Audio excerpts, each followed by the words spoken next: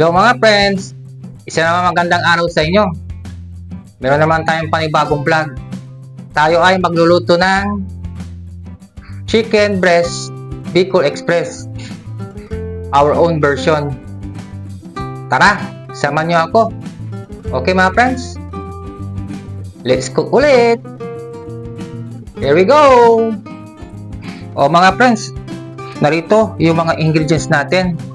Meron tayo itong chicken breast. Bali, tinanggalan na namin to ng mga buto. Ito yung mga iba pang mga ingredients. Meron tayo ditong tinadtad na mga bawang, tinadtad na siling haba, mga siling pula, isang sachet ng pinong paminta, mga tinadtad na sibuyas, at ito, gagamit po tayo nito, minatamis na alamang. Isa rin sa importante na gagamitin natin, itong coconut milk o gata.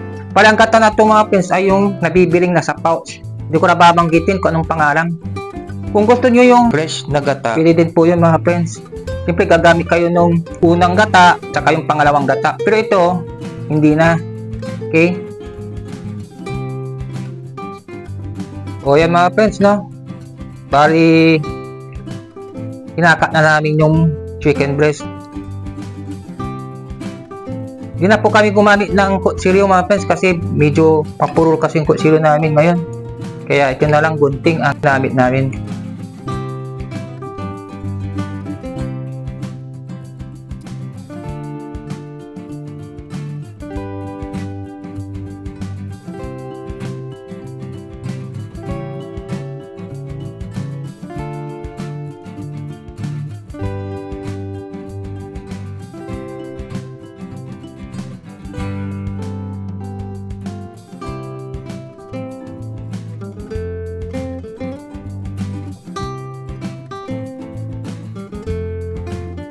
Pagkatapos natin silang guntingin, ay isit aside muna natin. Okay? Ang susunod na gagawin natin mga friends ay magigisa tayo. Yan. Mauna muna yung mga bawang.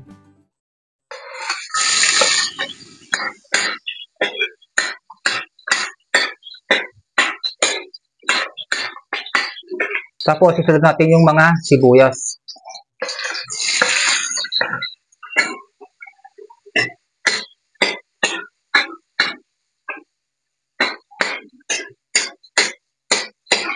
Tapos yung tinadtad na siling haba.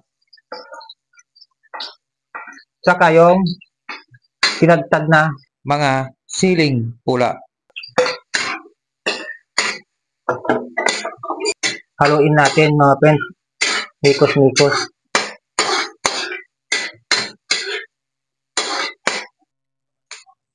Pagkatapos natin igisa yung mga sibuyas, bawang at mga sili, ay saka na natin ibuhos yung mga chicken breast.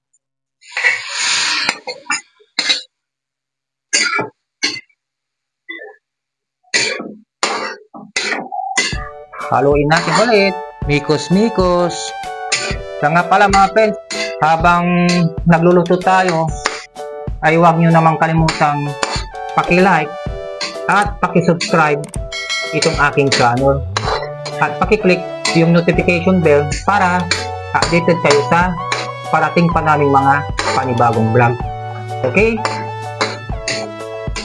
Tara, tuloy tayo sa pagluluto itong aming version ng chicken breast Bicol Express. Tapos ilalagay na natin yung minatamis na alamang.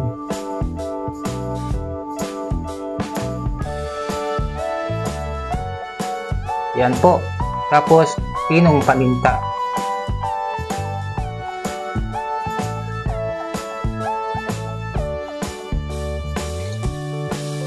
Haluin natin mga friends para maluto yung lasa ng mga inilagay nating mga ingredients. Hindi na kami maglalagay ng asin. Tama na yung inilagay namin na minatamis na alamang.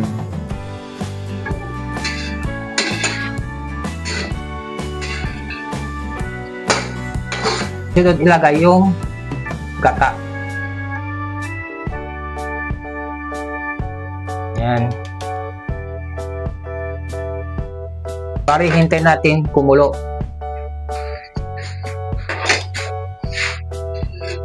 Huwag natin takpan. Hayaan na lang natin na ganyan. Kapag okay na ang pagkaluto, alam nyo na kung ano ang kasunod.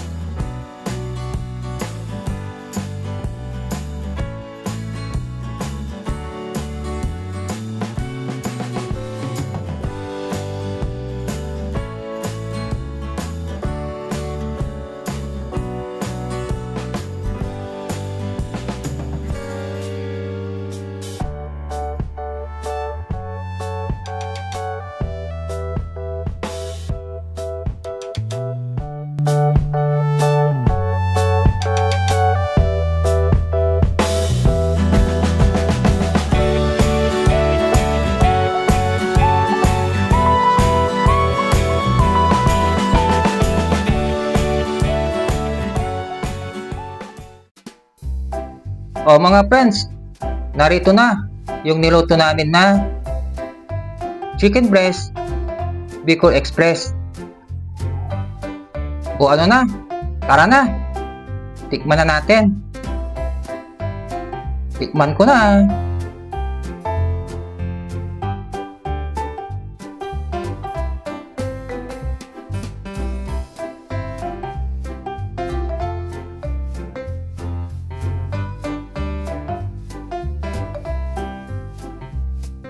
Samahan ko ng kanin.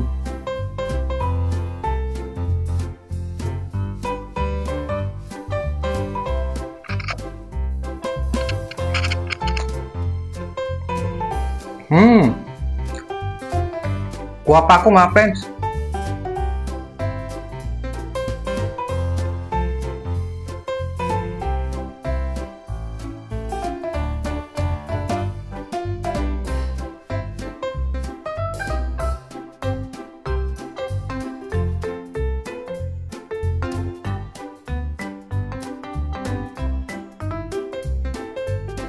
O ito mga friends, sinamahan ko ulit ng kanin.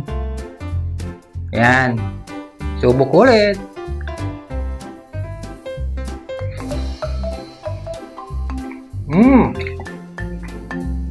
Okay mga friends, masarap. Yummy yummy. Naimas yung niluto namin na chicken breast Bicol Express. Kaya subukan nyo ding magluto ng ganito. Mapapa-express ka talaga sa sarap. Masarap na pangtanghalian o kaya panghapunan. So ano na mga friends, bali hanggang dito na lang ako.